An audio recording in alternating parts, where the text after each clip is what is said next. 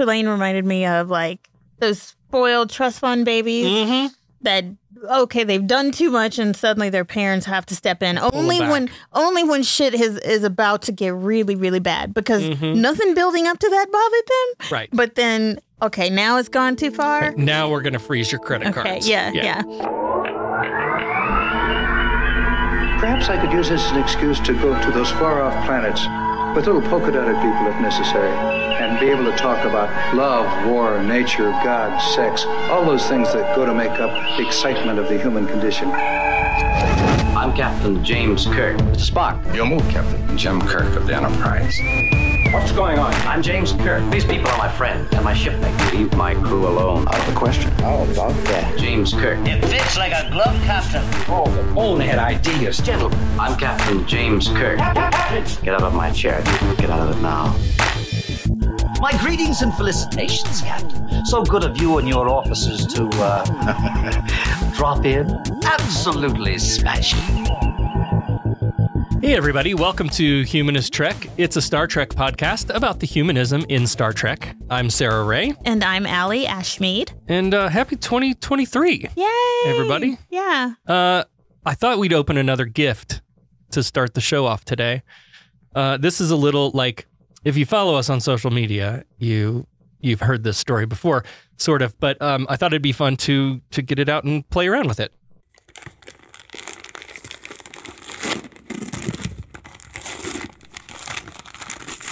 What are you opening? Oh! So, yay! We haven't talked about it on the show. So Russell, who is one of our patrons at patreon.com/humanisttrek, and also happens to be my brother-in-law, got me for Christmas. Oh, that is so fucking cool. The tridimensional chess set from the original series. And it is so fucking cool. It's amazing. So I'm going to take it out. I'm so jealous. And put it together. And then at some point we'll learn to play. Oops. And maybe we'll do like one move per episode. Yeah. Okay. And play a long game. That'll be cool. It'll take us a year and a half to get through a game. Well, it'll take me a year and a half to learn how to play. I don't know how to play chess. So. Look at this. Oh, it's so cool. So it's like a silver base, and then oh my God, it's gorgeous. The chessboard pieces are like a white and pink. That's serious quality stuff too. So then you have your attack boards. They snap in like that. Oh my goodness. Yeah, I'm is so jealous. This is awesome. There you go. Oh, that is awesome. And then in here, very nicely packaged. Oh yeah, quality. This is a professional job here. Russell, that's tough to beat. Right? Good job, man. So we have some instructions so that we can learn how the fucking pieces move around the board. Okay. Which is great because I play chess, but I haven't played in 100 years. I've never played, never learned. It's one of these days I'm going to do things and never did it. So it is chess. It is chess. Sure. Yeah, except not on a single large board. Okay. There are 3 smaller boards. Mm-hmm. So we have the white board, the neutral board, and the black board. So there's 3 main... White, neutral, and black. 3 main boards, right? So your pieces start here and mine start here or whatever. Mm-hmm. And then the attack boards are the king and queen's levels. Mm-hmm. And those move. So during the game, I can take that move the attack board somewhere else. Oh. To move your piece. Cool. Yeah. Oh my God. This is going to be so much if we do fun. one move per show, then we'll just have to like take a picture of the board. Yep. Post it on the social media. Because then I take a picture of the board because I leave. Mm-hmm. And I don't know what happened. Right. Yeah. I don't know what happened. Oh, you don't trust me to move some pieces around? You got kids. You're right. That's true. And a dog and that likes to do stuff. That is true. But so. Okay, so now you remember from the Charlie X episode, we talked about these pieces that look like yeah. And so we have the king and queen. Which totally. Are very and they all have a flared base, of course. Rib for your pleasure. Yeah. And then you have. Well, they're smaller than I thought they would be. You have bishops, and the bishops are very much like butt plugs. Yeah. You have bishops, and then we have the knights, which are horses. We wouldn't stick that up your. No, I wouldn't. That one I wouldn't do. Then we have the rooks, which are the castle pieces. I was hoping they would do like a melted piece. And then, just for. And then we have the pawns, and the pawns are like little butt plugs. They look little bishops. They're yeah. Cool. So there you go. We'll set that up and that's gonna be figure out how to fuck play with it. Yeah. Thanks, Russell. This is gonna be great. Such a good time. All right, well, let's just get to our. As much as I would love to sit here and set the board up and play, learn how to play chess again.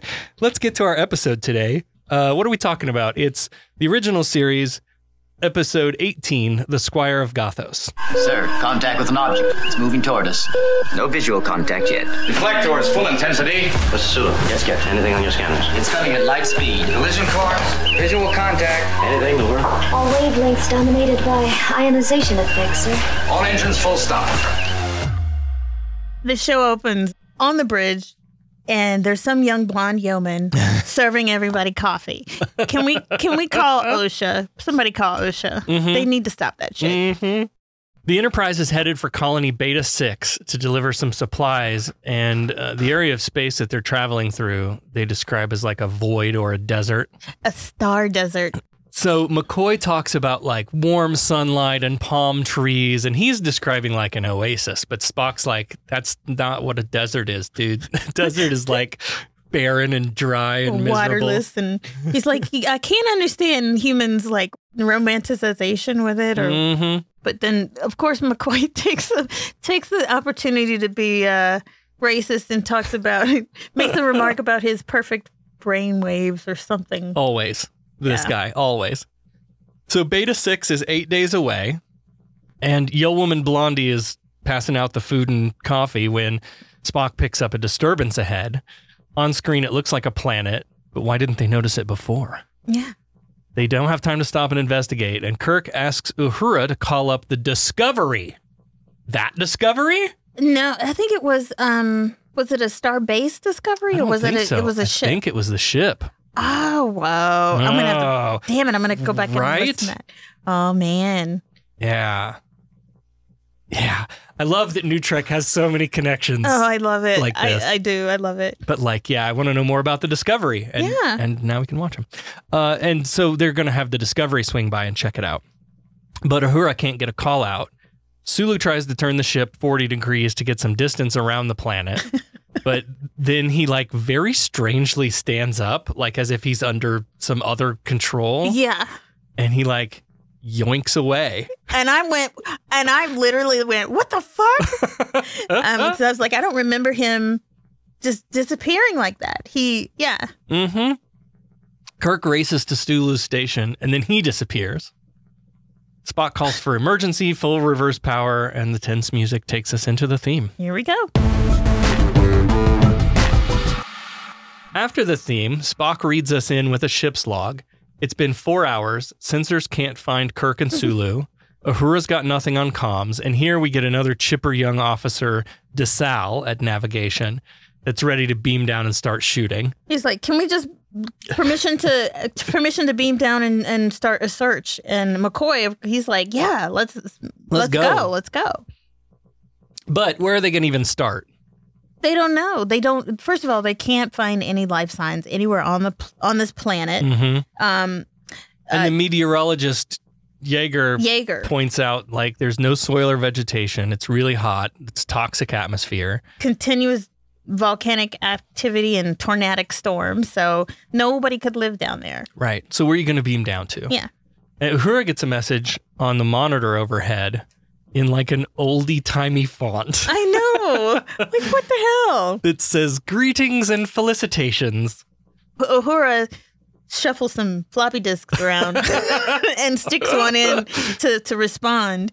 And then they get more messages. Reminds me, I found something while I was cleaning up the studio today, waiting for you to get here. And we talk about floppy disks so fucking much.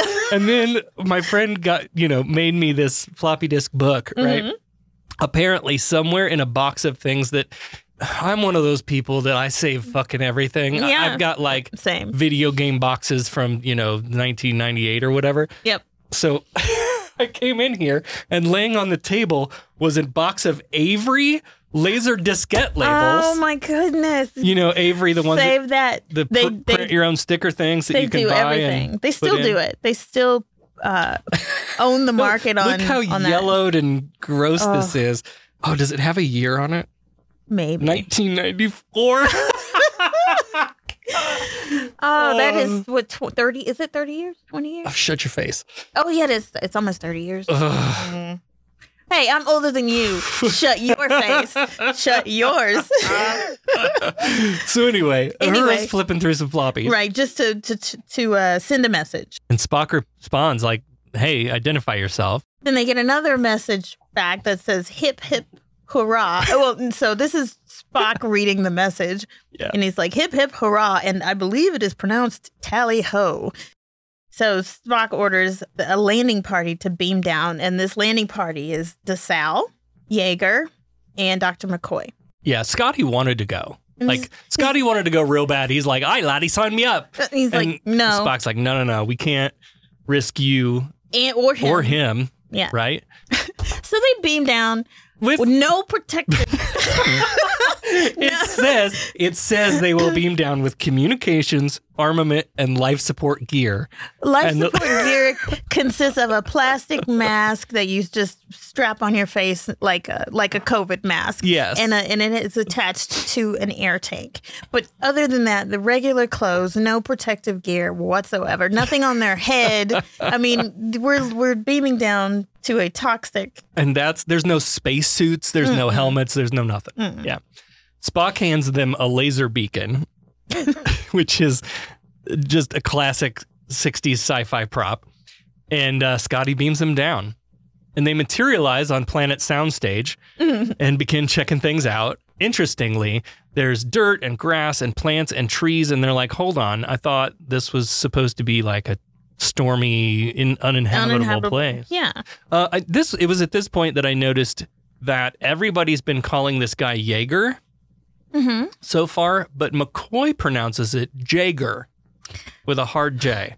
It's actually Jaeger because it is German and J's are silent, but McCoy's an idiot. Why didn't anybody catch this in production? It was probably it was probably one of those scene mistakes, and they didn't have the funds to like redo it. That's possible. Yeah. Anyway, atmosphere is normal, so they take off their nebulizer masks, and DeSalle tries his StarTAC, but he's got no bars. McCoy and Yeager try their StarTACs too, but nobody's got a signal. So DeSalle pulls out the laser beacon and flashes it on a few times. Yeah. Again, real classic 1960s prop work here. There's no visible other than a little light kind of lighting up at the end of this thing. And the sound. He's like, "Oh, I can't get through." And then he says, "Oh, let me go get to open ground." What does that even mean? That mean? You're outside already. You're already outside. Yes. And so how does he know from the sending end of this device that it's being blocked? And second, from the sound. What is open ground? Like, other than high ground? Like, I don't know. Other than a plot point to get our team to split up, right? Which they do. Yeah. DeSalle gets no further than around the corner when he spots like an old castle-looking building with like lit torches and big heavy door, just like a medieval castle. And I'm like, it looked like a place that I would want to explore. Like, that's out of place. Let's go Scooby Doo.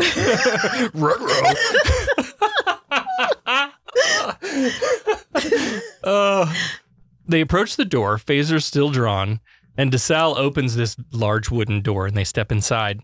This room is like a collector's room. Like, there's tchotchkes on display all over the place, like bronze busts and an old globe and suits of armor. Mounted alien forms. Like they really just went down to the prop room and grabbed said, whatever they could find. Let's put everything in here. Like artwork. There's a big ass fireplace. There's a piano or harpsichord right thing. And then at the very end of the room, a rather large square mirror.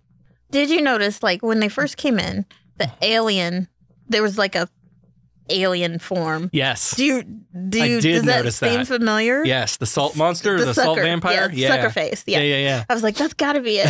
So yeah. McCoy has a really stupid line here. He says, in the name of heaven, where are we? Why are we talking about in the name of heaven in futuristic space times? Because it's McCoy, and he never makes any sense. No. Like, no one, I can't understand him. So, yes, the salt monster from M113 is there. And they all kind of jump in surprise when they see this thing. But McCoy should have had a serious reaction here. Like the last time he saw one of those things, it was his girlfriend. Yeah. But, and if you haven't listened to that episode, the way we just described that will sound very strange. I know, right? Salt monster was his girlfriend. It was, which episode was that? Oh, for fuck's sake. Oh, man. It wasn't... was it not the man trap? Was it was, the man trap. Yeah, okay. Good for you. Okay. Well done. Okay, I didn't, because that was like literally the second episode. Yeah, I had to search my notes for that. So yeah, go back and watch the man trap and you'll know exactly what we're joking about. Hopefully you're watching along in order with us. Yeah. But, down the stairs, and there they find Kirk and Sulu frozen and on display, McCoy points out, like waxwork figures. Another genius observation from Mr. Obvious. As soon as they see them, suddenly this harpsichord, the door slams. The door slams, yep. And then this horrible harpsichord music, which I hate the sound of that anyway, because it reminds me of like the old-timey Dracula movies. But harpsichord starts to play, and this dude starts singing like, I'm starting with the man in the mirror.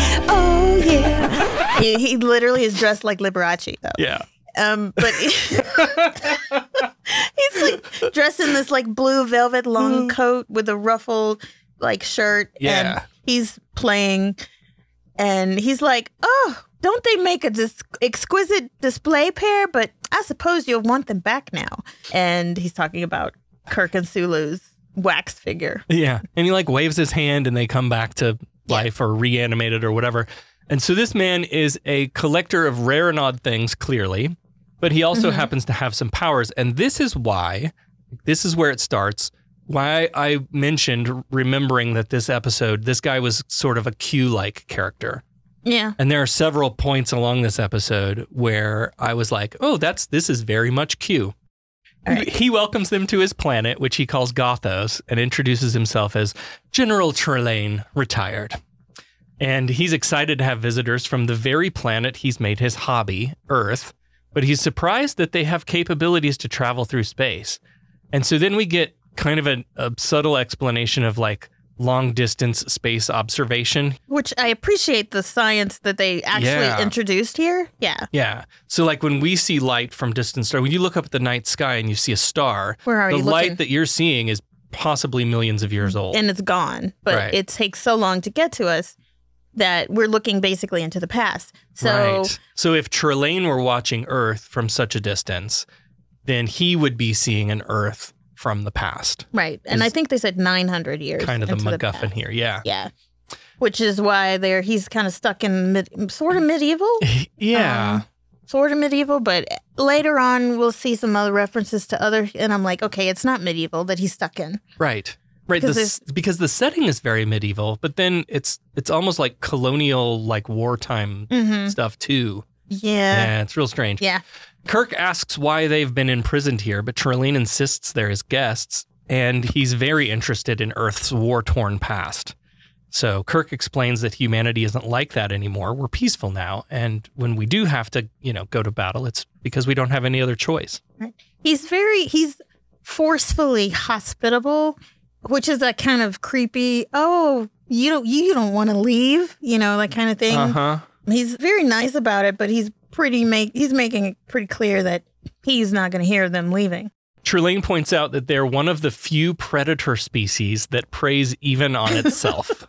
I mean, is he wrong? Nope. I mean, he's not wrong. No. While he's monologuing about his interest in Earth wars, killing and conquest, McCoy scans with his tricorder.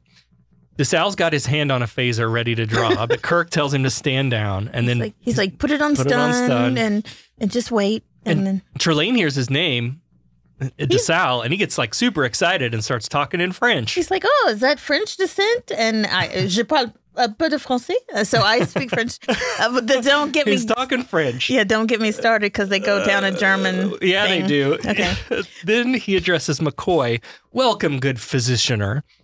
Bows deeply and racistly to Sulu.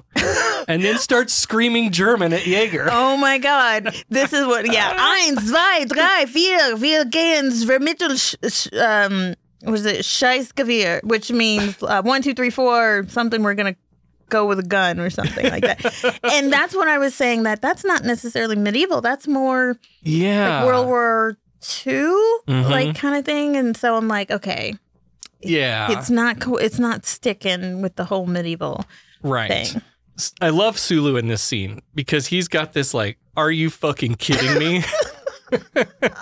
When Trelane bows to him. And I thought like, okay, you should have said something. What other ways might Trelane greet various people incorrectly? And the first thing that came to mind was like, what if there was an indigenous person and Trelane was like, how?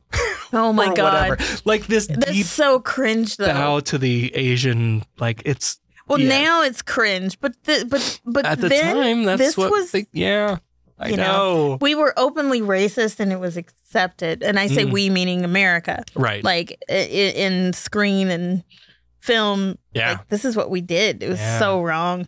So the whole German thing, Jaeger, I guess he thinks like he's like a militant German guy, and Jaeger's like, I'm a scientist. I'm not a military man, but. Trelane's like, well, we're all military men under the skin.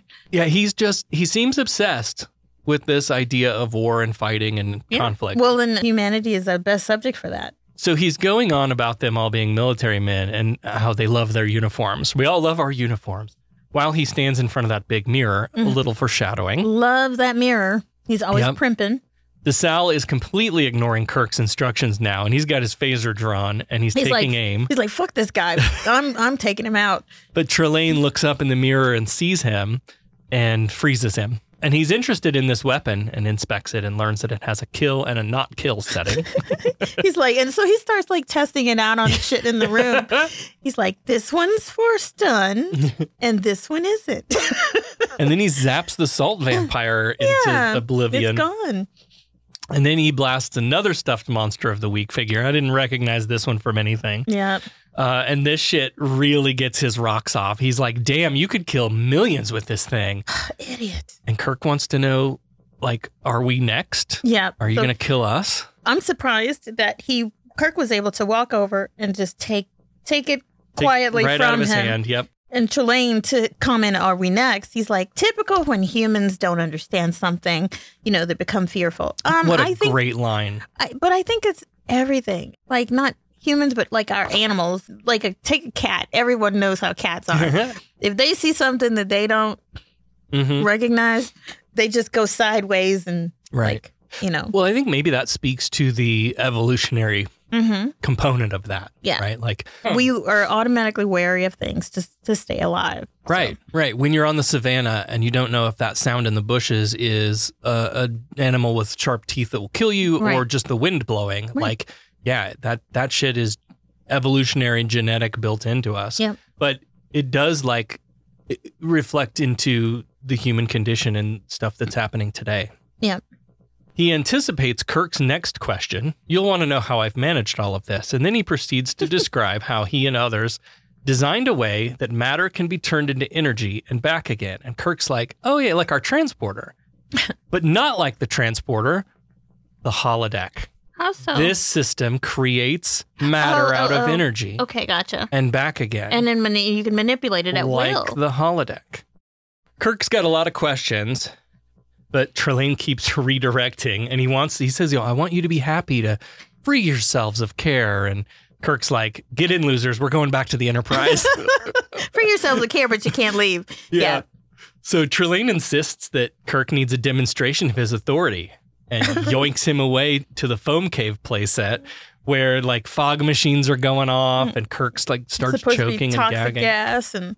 Trelane brings him back pretty quickly, though, and explains that was a taste of the atmosphere outside his little area of influence. No, and he says, like, okay, now, you'll behave yourselves, won't you? Or I shall be very, very angry. Spock records another captain's log, 14 orbits around the planet now, and they still haven't found the crew. Comms are still down, but enhancements to the sensors have now revealed a small area on the planet that appears to be stable. Spock and Scotty discuss the plan here. Let's fine-tune the sensors even more, pick up any signs of life that we can detect, whatever it is, just beam it the fuck up. Yep, just beam up everything that's considered life form. And it's either that or sit around and do nothing. In the castle, he goes back to the harpsichord and is playing that god-awful music. And so McCoy goes over to Kirk and he's like, says that, I've scanned Trelane and I found out that he's not alive in the way that they define life. It's like he doesn't exist.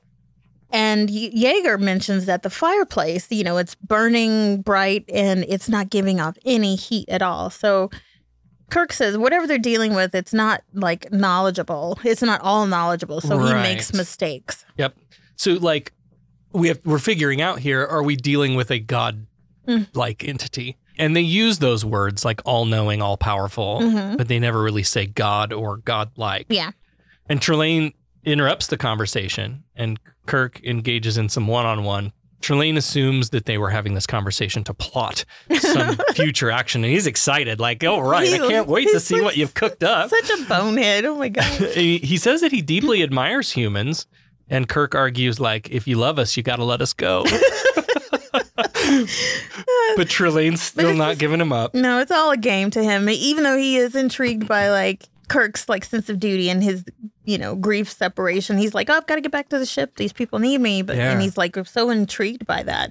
And Kirk is like, look, man, there's over 400 men and women on that ship. And Trelane goes, hold on. Did you say women? And he gets real excited. Here we go. Like, do you mean you actually have members of the fairer sex on your crew? He says they all must be very beautiful, and he starts to wave his hand to bring them down, and Kirk grabs his arm, which I thought was a dangerous move. And Trelane gets big mad here. He's like, I can do anything I want, and who do you think you are to tell me? And while he's heated up, one of the StarTACs rings. Somehow a call got through. Yep.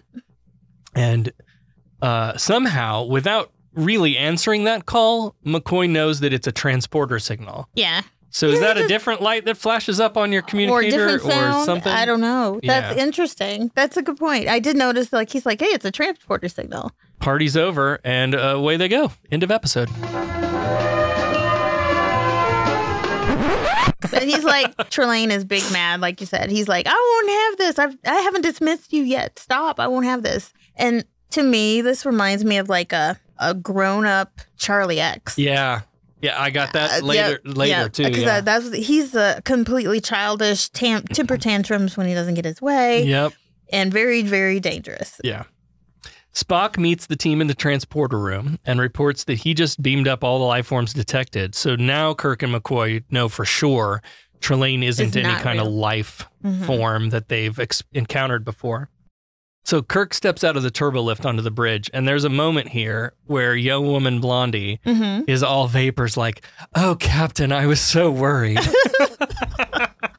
And Kirk completely fucking ignores her. Because she's not Janice. Doesn't acknowledge her, doesn't look at her, doesn't say anything to her. She's not Janice. Instead, he calls up Scotty on the intercom and says they're going to need to give her all she's got. Cut to McCoy and Uhura in the background, and he's like, I don't know if I'm quaking from laughter or terror. Oh, yeah. And she was asking, okay, well, what happened? And he was trying to explain it, but he's like, forget it. I can't even explain it. Kirk's like, let's get the fuck out of here. Yeah, they're going to try to attempt to escape, and they're about to go to warp when, of course, Trelane appears on the bridge. And he's like, he doesn't like Spock at all because he's like, oh, you're not human. And again, this was very reminiscent to me of the Enterprise bridge in the first Next Gen episode when Q pops onto the bridge. Yeah. So again, there's a lot. Well, I guess it'd be vice versa. That would be a reflection of this. But I got that at several points throughout this episode. I see what you mean now, yeah. Yeah. This time, Trelane is interested in Spock, the one who took the away team away from him. And he asks Spock if his people are predatory too. And Spock's like, no, but there have been exceptions. I love how Spock can like kind of rip you apart in such a logical and calm way. Trelane insists Spock be punished, but Kirk says he commends his actions. Once again, evil monologue. Trelane starts off about having great plans for them on Gothos, and poof, they're all off the bridge and back on Gothos in the drawing room. And this time, it's Kirk, Spock, McCoy, Uhura, DeSalle, Yeager, Sulu, and Yeoman Ross. So they only got 2 women. He took the whole damn bridge crew, though. Yeah. And DeSalle, like, right away, jumps He's ready to him. just fucking blow him away. But he gets frozen. Trelane loves it. Like, he's like, this is amazing. All of this, like, anger and savagery and, like, show me more. I love it. Yeah. Well, Kirk makes Trelane release him, and Sulu's like, dude, we ain't even got our face. Right. Come on. Trelane has a great line here, too. He's like, come, everyone, let's forget your bad manners. He's such a dick.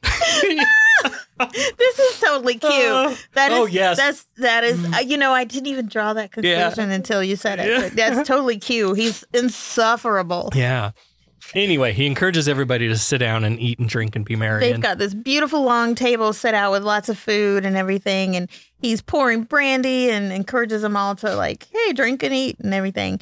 Then, of course, he notices the women. He's like, whoa. You didn't introduce these hotties. And, oh, my goodness. Okay, so he sees Uhura, and he calls her a Nubian prize.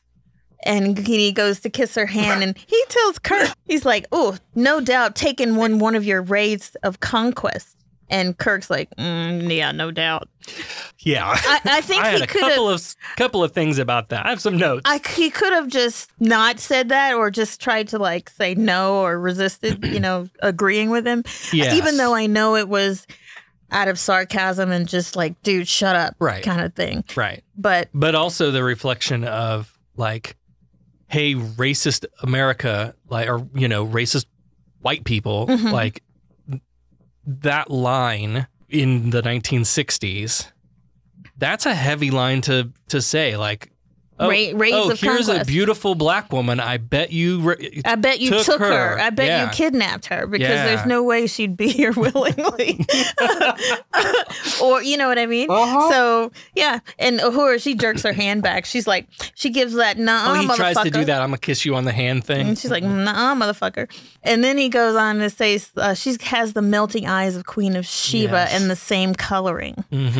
And, like, to talk about a woman's color, like, shade of your skin, is, like, so demeaning and insulting.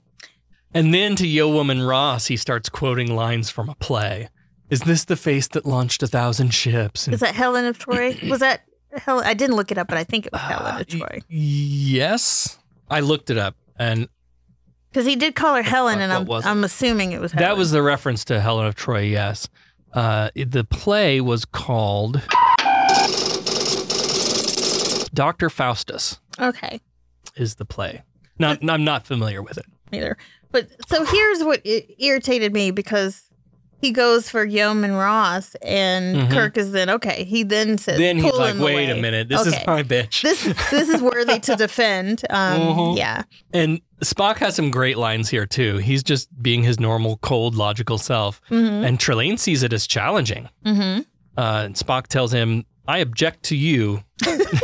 I object to intellect without discipline.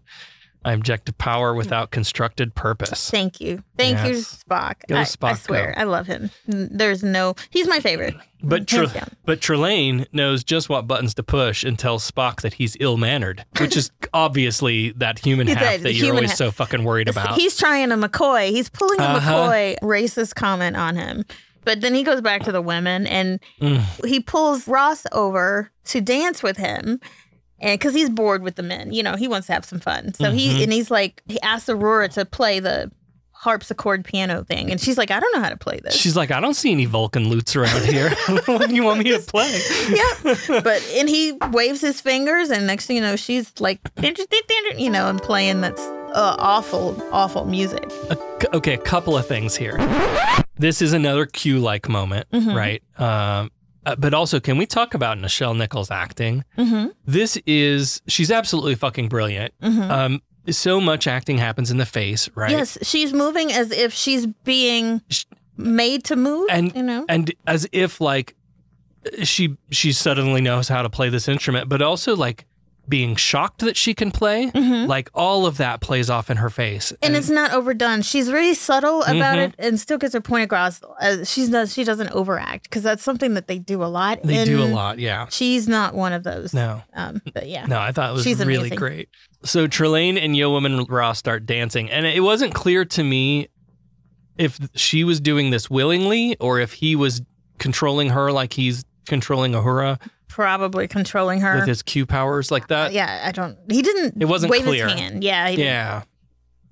But still, like, and that if she is willingly doing it, right? That's one thing. But there's a lot of violation of consent happening in this episode of everyone, not just of women. Everyone, yes. Yeah. So Sulu gets up from the table, gets McCoy, and they join Kirk and Spock to discuss the situation. They're going to have to play along until they can think their way out. Yeah. And McCoy points out that there's no flavor, there's no taste, the food and drink. Yep. It's all tasteless. But Spock says, well, it feels logical. And McCoy's like, what the hell do you mean by that? And he's like, it means that Trelane knows the earth forms, but has none of the substance. He doesn't know the substance. Yep.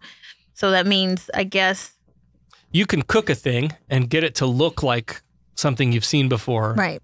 But you have to know the ingredients and how it's made to make it taste, to make the actual thing. Yeah. Yeah. While they're discussing what might be providing these powers, Trelane and Yo Woman Ross dance their way over to the large mirror on the wall. And he's like, well, you're certainly the fairest of them all. No offense, Uhura. But we got to get you out of that dress. Yeah. Oh, my. And with a wave of the hand, now she's in a more period appropriate. It's a medieval dress. kind of like Cinderella. Well, not quite Cinderella, but it's a princess garb. Something. Yeah. And around the room they spin while Uhura plays on. And Uhura looks like she's really enjoying herself. Yeah. Again, a lot of that face. Yeah, she's in like a little bit of a acting. trance and just oblivious to the fact that she's a prisoner. Yeah. Kirk suspiciously quickly notices that Trelane never gets too far away from that mirror. I think they tipped this a little sooner than felt right to me. I don't know. He says it's part of his audience, his ego, and so they logic through the questions about this machine. What kind of machine would it be? Where would it be housed? Right. And Kirk's got a theory, so he sets about testing it. He says he thinks he can turn off Trelane's lights at the source.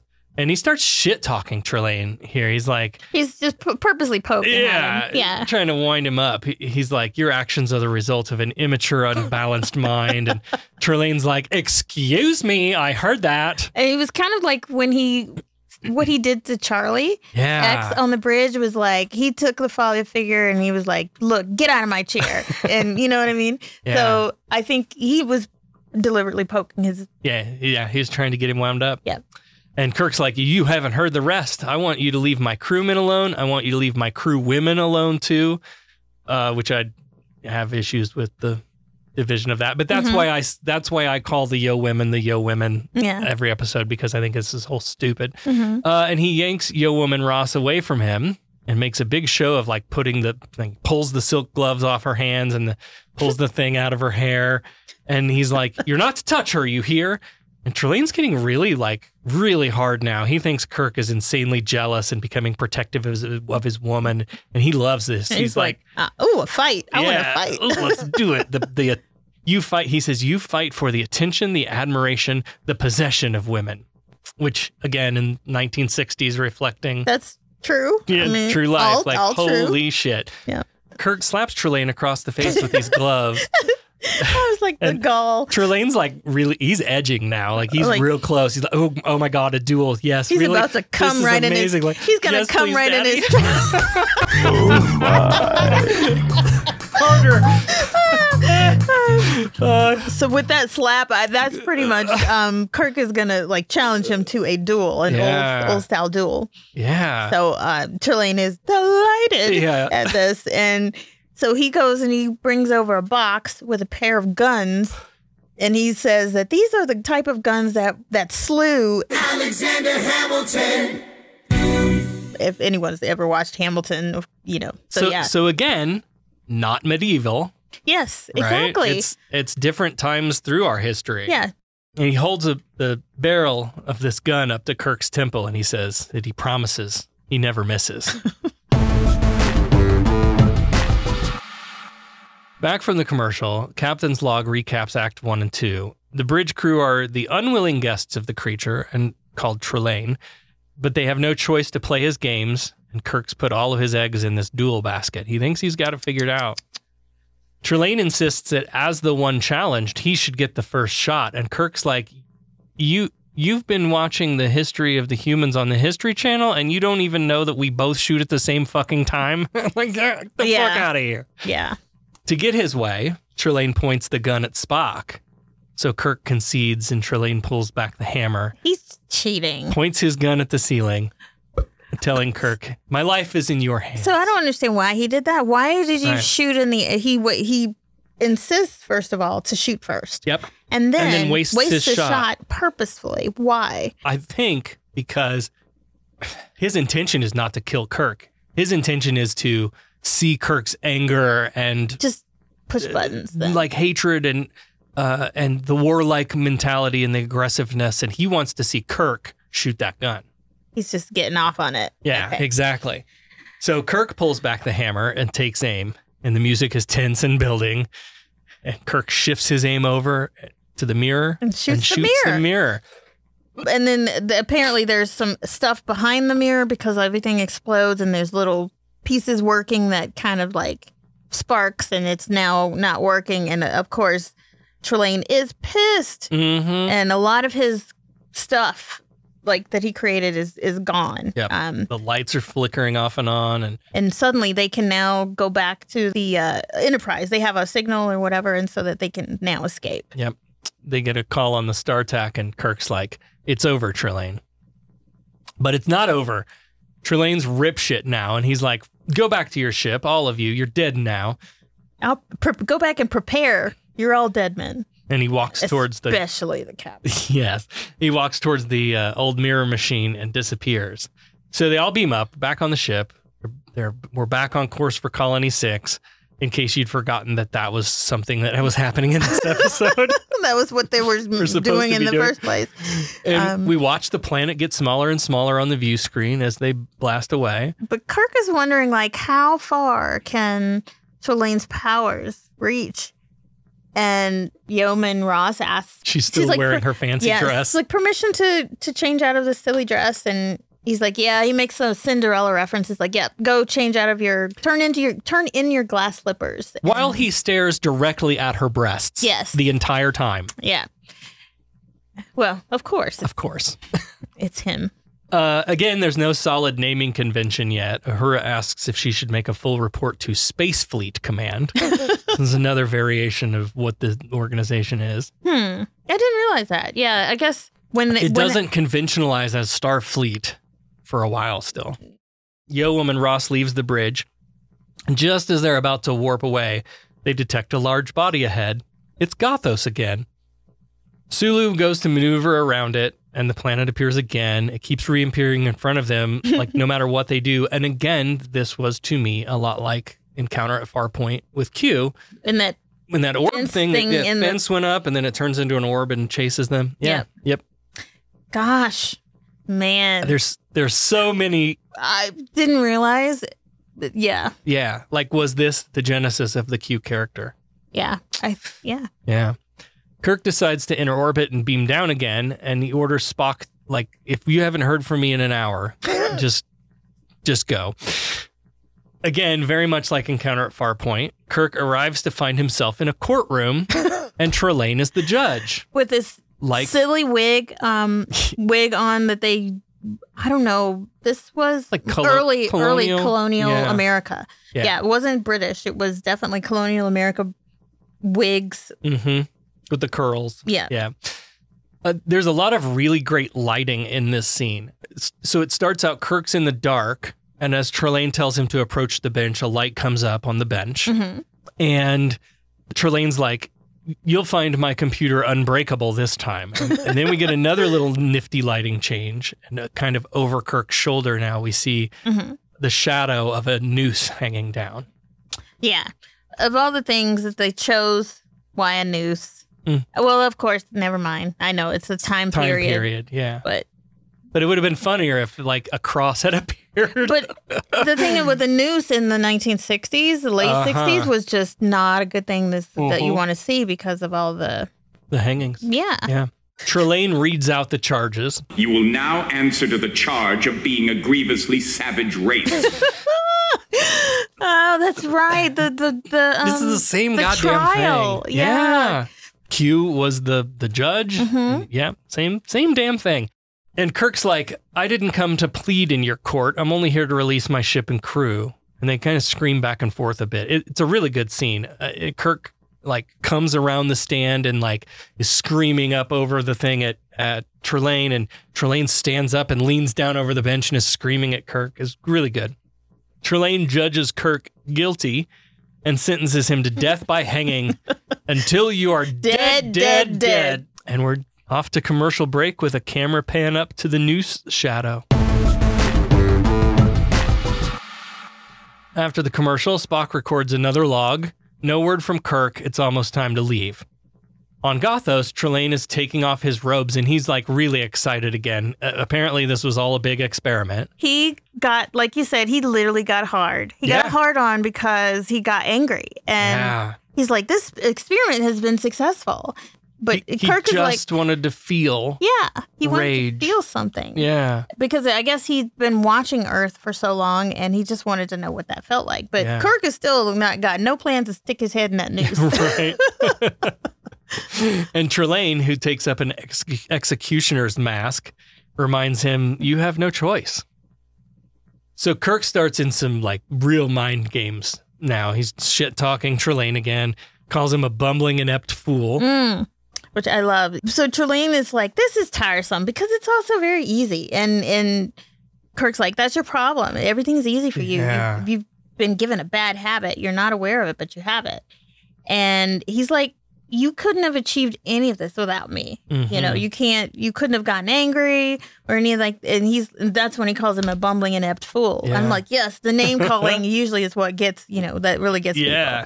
And he's talking, so Kirk is like definitely playing on his murderous side of him. He's like, there's no sport in a simple hanging, the terror, the suspense of murder, the fun of it, Yeah, And, where's the fun in it? Yeah, the fun of murder. Yeah. So Trelane is like, yeah, you're right. I want to, I want to know about all that. So he suggests that Trelane needs a challenge, maybe like a hunt, And so, Trelane's like, fuck yeah, that's what we need. A royal hunt. And I feel like we saw a version of this hunt thing with Q, too. I'm going to have to watch that again. I mean, I remember bits and pieces. Like, I definitely remember the fence in the the space. This wasn't in Farpoint that I'm remembering, that this, like, hunt sort of thing. I don't know. But maybe it was. I don't know. If it wasn't in that episode, it was probably in a later episode. Because Q was always doing something. Kirk argues, like, let's up the stakes. If you free the Enterprise. And it was very unclear to me, like, how you free the Enterprise ups the stakes. I didn't quite get that. Because he would lose the Enterprise. He would lose all those people that he would have to play with. I don't know. Oh, yeah, maybe that's it. Because I guess that's because Kirk's like, it's my life. Like, you're going to come in at me. Like, Kirk should know by now this man is not honorable. Right. He, isn't going to stay true to his word anyway. No, not at all. Kirk is transported outside and he radios up to the Enterprise, but they don't answer. So every time he'll run a little bit. And then stop and try to make a phone call. Yes. Can you hear me now? Yep, exactly. And Trelane pops in real quick, sword swinging, and this sets off a chase and a bit of a Star Trek fight. Star Trek fight! Until Kirk finally retreats back to the building, but the door won't open. And as he turns to leave, iron bars appear to the left and right, trapping him as Trelane moves in. And sure enough, Trelane walks back his agreement to let the Enterprise go. Of course. He's like, this has been so much fun. I couldn't possibly give up Pornhub and never go there again. Like, your ship is staying. I need to play with your friends, too. Of course. I mean, we knew he wasn't going to I knew he wasn't going to do it. Yeah. So Trelane orders Kirk onto his knees, but Kirk starts speeching at him. You haven't won anything. You've got a lot to learn about winning. In fact, you've got a lot to learn about everything. And he takes the sword and snaps it over his knee. Right. And then he goes and he slaps him across the face. Yeah. Like a child. But like a pop, like a two-way slap. I don't know what that's called, but it's very... I feel like they've used that a lot in like old-timey period movies, yes, right? When like snap out of it, come to your senses. Yeah. Yeah. But I love that. And he slaps him across the face like you would like a child, the 2 slaps, and then he's like basically scolding him like a child.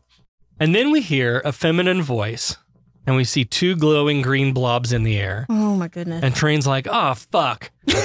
Mom! There's a masculine voice too, and they're like, this has gone far enough, Trelane.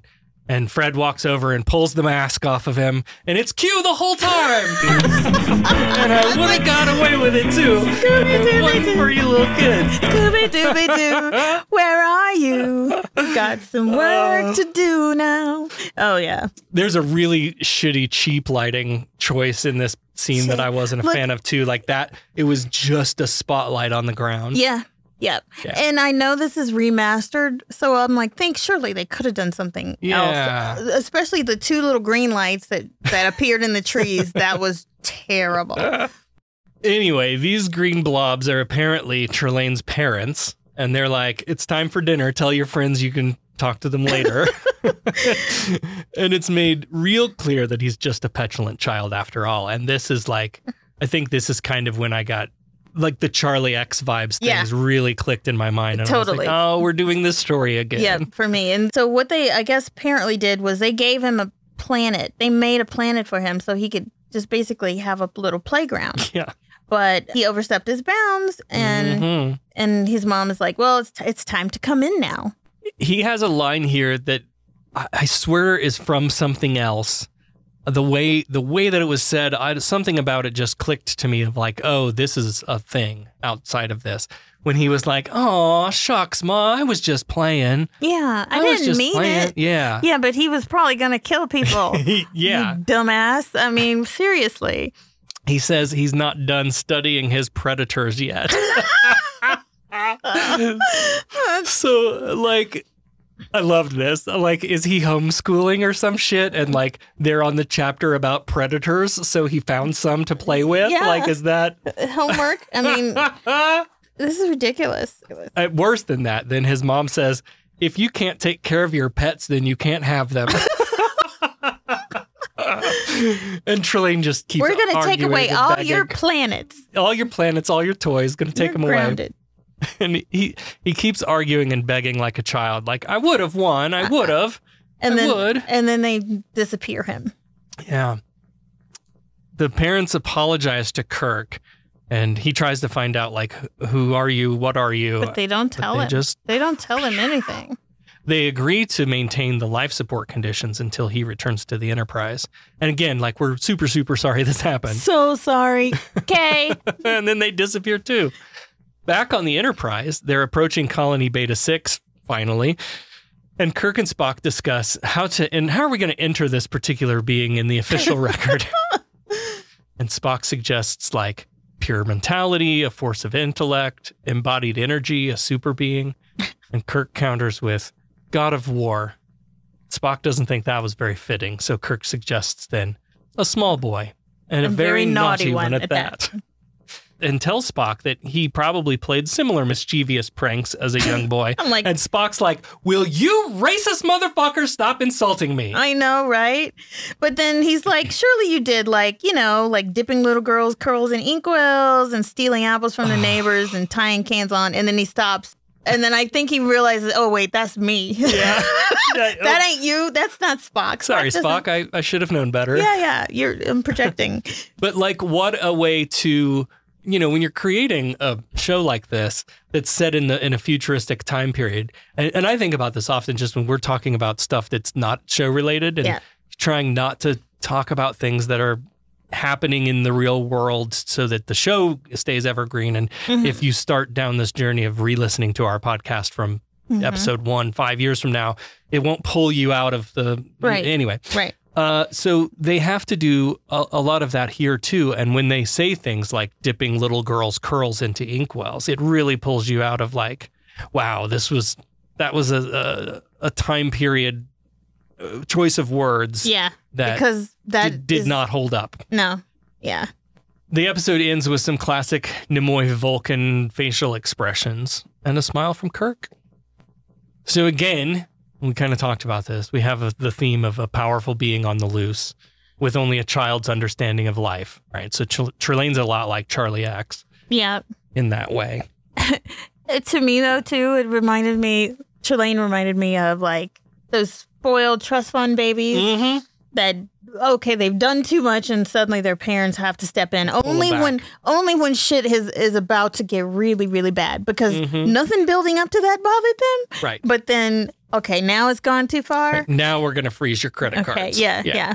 And the sense of like entitlement and his obsession with winning that he's got, you know, and then that everything could be his plaything, that comes from somewhere, and it comes from, you know, his parents and upbringing and or I don't know.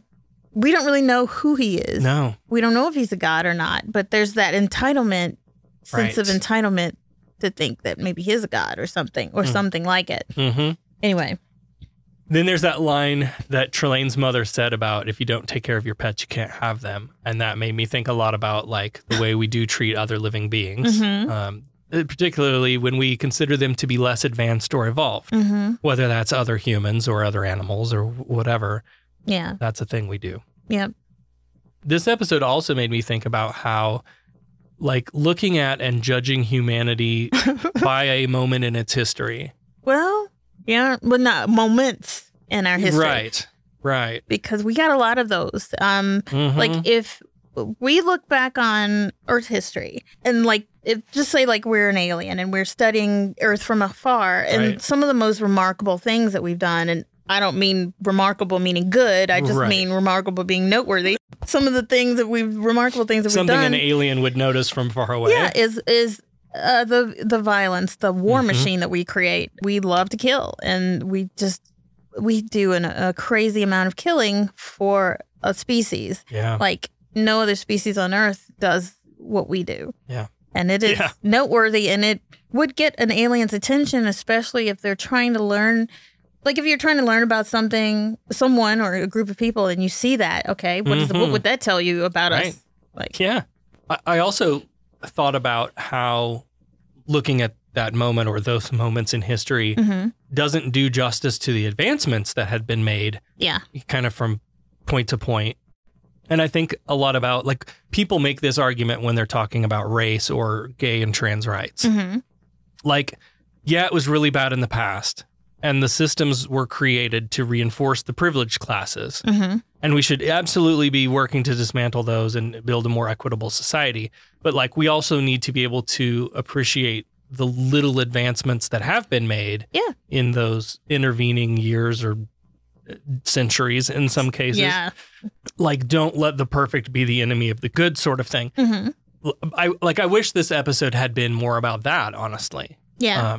Like dig into the way Trelane had misjudged humanity by looking at its past in a very specific, narrow scope. He was not a character that was ever going to evolve or learn.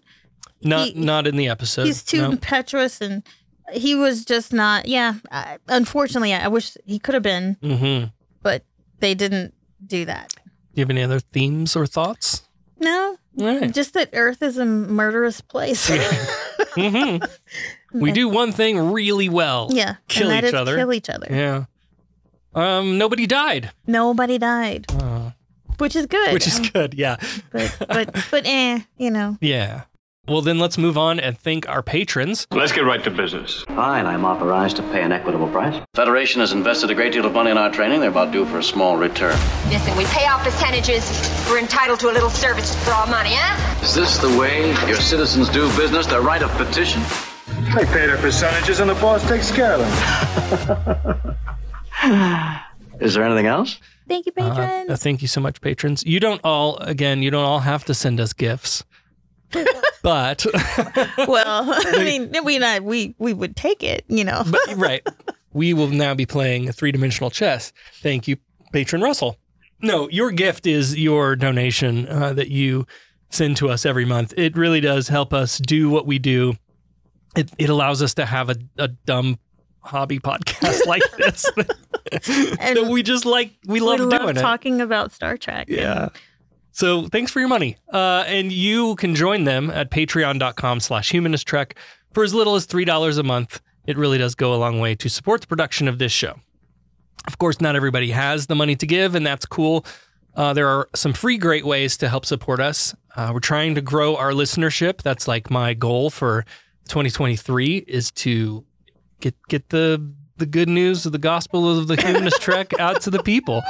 So so if you'd like to wear a cheap suit and go door to door, just join the Church of Humanist Trek, and we'll send you off. Anyway, you can share the show out on social media and tell your friends about us, and leave us a rating or review wherever you listen to the show. Those all help other people find us, and we appreciate you very much. I assume you're loitering around here to learn what efficiency rating I plan to give your cadets. Trainees, to the briefing room. Is that all you gotta say? What about my performance? Aren't you dead? I don't believe this was a fair test of my command abilities. There was no way to win. There's no correct resolution. It's a test of character. Now, what is that supposed to mean? I am understandably curious. May I ask you a question? Who's been holding up the damn elevator? All right, let's bring Becca in, the Starfleet Academy drill instructor, back in for this week's exciting answer to last week's challenge in the Starfleet Academy Cadet Challenge. And that question was... Some might view Trelane's description of how he created the environment as an Easter egg pointing to future Trek. What could this Easter egg be foreshadowing? I'm pretty sure it's the holodeck. Yeah, it's the holodeck. Yeah. Because he said something about matter. Energy converted into matter and then back again. And then able to manipulate it at will. Yep. Yeah, holodeck, final answer. You are correct. Yay! He described transforming matter to energy and back to different matter. Some say this seems to be a precursor to the holodeck technology used later in the series. No, this episode has a lot of, like, I think, foreshadow pointing towards later future Trek. Yeah. Right, because not only was this, like, the holodeck episode, but there were, like, 14 different ways this reminded us of Q in the first episode of The Next Generation. So, all right, well, next week we will be reviewing Arena. Mysterious aliens pit Kirk against a Gorn in a barehanded duel. Classic episode. I think I remember pretty much this episode. Because it's such one of those. You watch The Trouble with Tribbles, you watch Arena, like there's just a handful. I remember Tribbles, but I didn't remember this episode. Just like bits and pieces. A green monster in a desert. That's it, though. Yeah. Nothing else. All right. What's our question for Arena? This episode establishes what the Enterprise's cruising speed is. What is it? I have no clue. Cruising speed. Cruising speed. Must be something warp, but maybe like 2 or 3 or something. I don't know. No, that's pretty fun. Okay, because they've mentioned before in an episode something about space normal speed. Oh yeah, but they never defined that. We don't know what that is. I mean, they talk about sublight engines and impulse engines and. Yeah, I don't know. Okay. All right. Well, we'll come back with this next week where we'll find out what the hell that answer is. If you want to play along, no cheating, no Googling, set a course for your nearest social media, post your answer, use the hashtag Starfleet Challenge. We'll pick a winner. And we're on Mastodon now, so make sure you go find us on Mastodon. And we are no longer on Twitter, so fuck Twitter. All right, well, join us next week then for Season 1, Episode 19, Arena. Live long and prosper. Kapla! Humanist Trek is available wherever you replicate your podcast. Follow us on all the social medias at Humanist Trek. Become a patron at patreon.com/humanisttrek. Open hailing frequencies to podcast@humanisttrek.com and visit our website, humanisttrek.com. Humanist Trek is a production of Sarah Austin Media.